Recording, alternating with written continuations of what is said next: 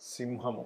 సింహం వారికి అంటే మీకు ఈ షష్టగ్రహ కూటమి లాస్ట్ మంత్ అంటే జనవరి మాసంలో మీకు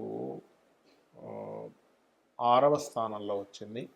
ఇప్పుడు ఈ షష్టగ్రహ పంచగ్రహ కూటమి అంది, షష్టగ్రహ కూటమి కాదు, పంచగ్రహ కూటమి 6వ స్థానంలో వచ్చింది. ఇప్పుడు 7వ స్థానంలో, సప్తమ స్థానంలో రాబోతుంది.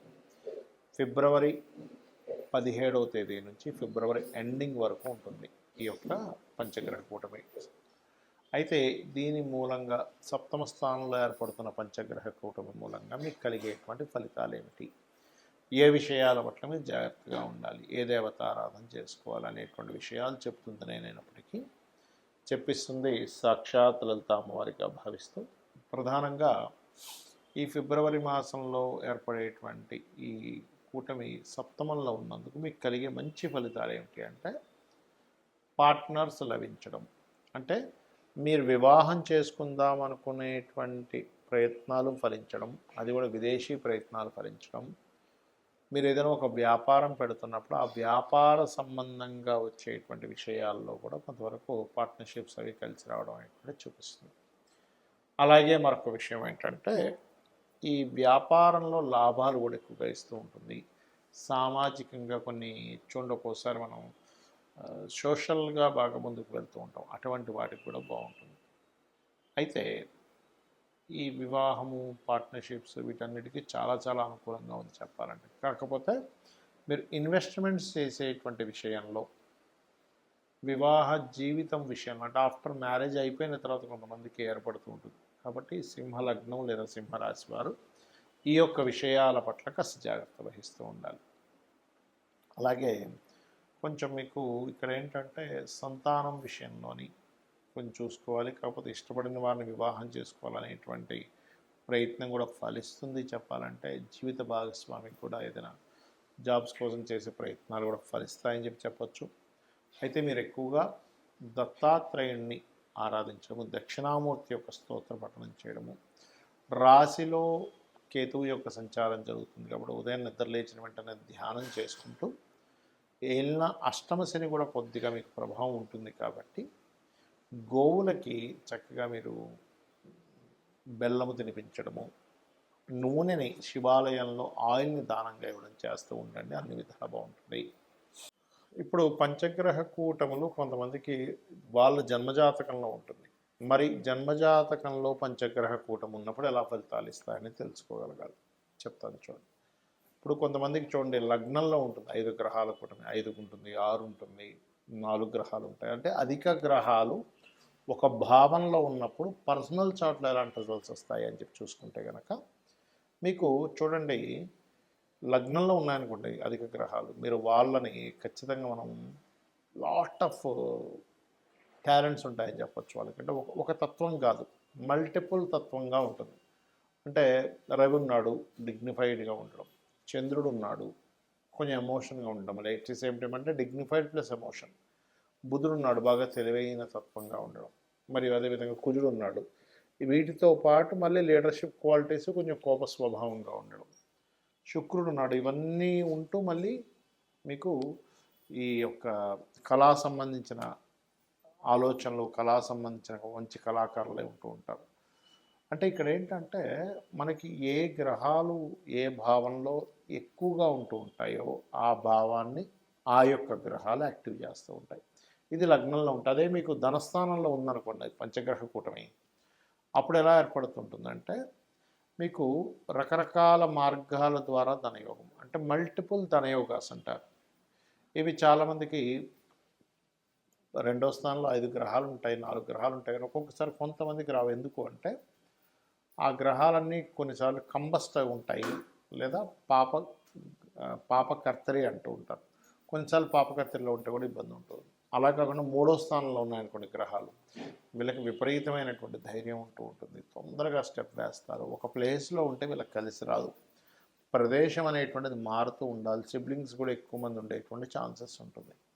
ఇక 4వ స్థానంలో కనుక అధిక గ్రహాలు ఉన్నట్లయితే ఇక్కడ మరలి మనం 4వ స్థానంలో చూసుకునేటప్పుడు ఏదైనా డిఫరెంట్ ఎనర్జీస్తో ఉండే కాంబినేషన్ ఉందా అని చెక్ చేసుకోవాలంటే అలాగా కుజుడు బుధుడు లేదా ఒక్కోసారి శని కుజుడు, ఒక్కోసారి రాహువు కుజుడు, ఇలా ఉన్నప్పుడు ఏమవుతుందంటే వీళ్ళు ఎక్కువ చదువుతారు, ఎక్కువ ప్రాపర్టీస్ ఉంటాయి. కానీ కొంతమందికి చూడండి చాలా ఆస్తులు ఉన్నాయండి, కానీ అన్ని కోర్టు కేసెస్లోని, గొడవల్లోని, కబ్జాల్లో ఉన్నాయంటారు. అంటే ఏమిటి? డిఫరెంట్ ఎనర్జీస్ ఉండేటువంటి గ్రహాలు కనుక కంజాయిన్ అయినప్పుడు అది ఆస్తిని ఇస్తూ, చదువుని ఇస్తూ, కానీ ఎట్ ద సేమ్ టైం అదే విషయంలో డిఫికల్ట్ కూడా ఇస్తూ ఉంటుంది.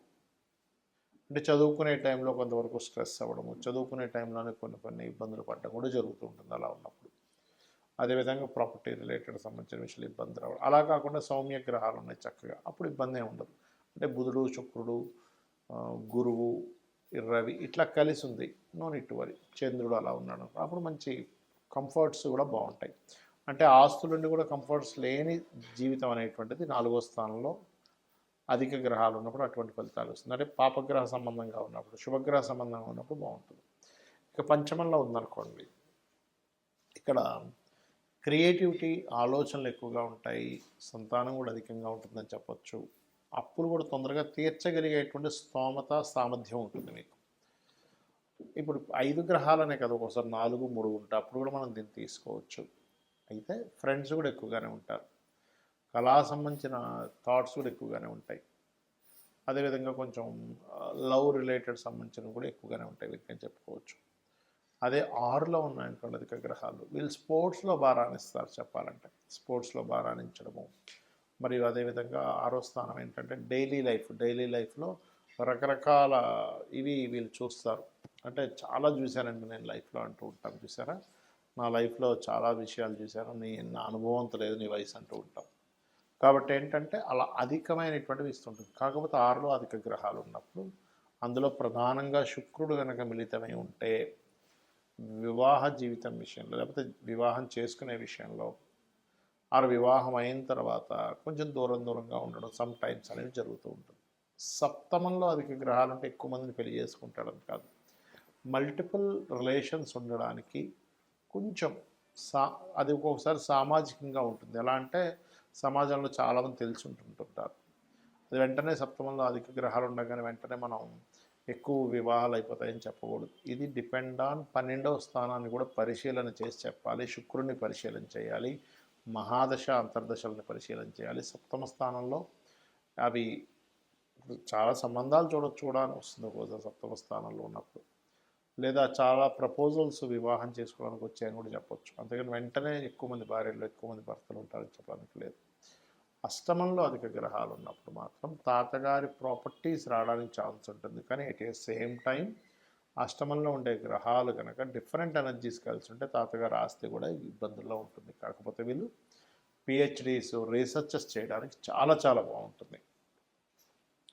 ఇక భాగ్యస్థానంలో కనుక అధిక గ్రహాలు ఉన్నట్లయితే ఇక్కడ మనం అర్థం చూసుకోవాల్సింది ఏంటంటే భాగ్యంలో ఉండేటువంటి గ్రహాలు ఎక్కువగా మనకి ఇచ్చేటువంటి రిజల్ట్ దేని విషయంలో ఇస్తుంది ఏమిటి అని చెప్పి చూసుకున్నట్లయితే మనకి 9th హౌస్ కాబట్టి హయ్యర్ ఎడ్యుకేషన్కి, పుణ్యక్షేత్రాలకు వెళ్ళడానికి, అండ్ అదేవిధంగా కొన్నిసార్లు చూడండి మనం ఏమైనా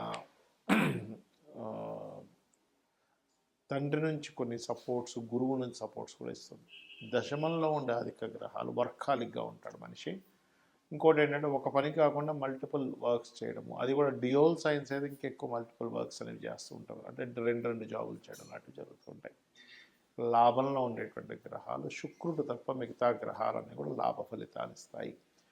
12లో ఉండే గ్రహాలను మాత్రం మనం కొంచెం పరిశీలన చేయాలి. ఎందుకంటే ఇక్కడ ఇది తండ్రి ఆస్తిని ఇస్తుంది ఒక్కోసారి అధిక గ్రహాలు ఉన్నప్పుడు, లేదు పాడైనట్లయితే అక్కడ ఉండే గ్రహాలు తండ్రి ఆస్తి మూలంగానే గొడవలు ఉంటూ ఉంటాయి. బెడ్ కంఫర్ట్స్ కూడా కాస్త ఎక్కువగా ఉంటాయి, రిలేషన్స్ కూడా ఎక్కువగా ఉంటాయని చెప్పచ్చు. కాకపోతే ఇక్కడ శుక్రుడు ఇన్వాల్వ్ అయ్యి ఎలా ఉన్నాడు, వీళ్ళకి శీలస్థానం ఎలా ఉంది, 4th హౌస్ ఎలా ఉంది చూసుకోవాలి. అంటే కోరిక స్థానం ఎలా ఉంది, 4వ స్థానం శీలస్థానం ఎలా ఉందని తెలుసుకోవాలి.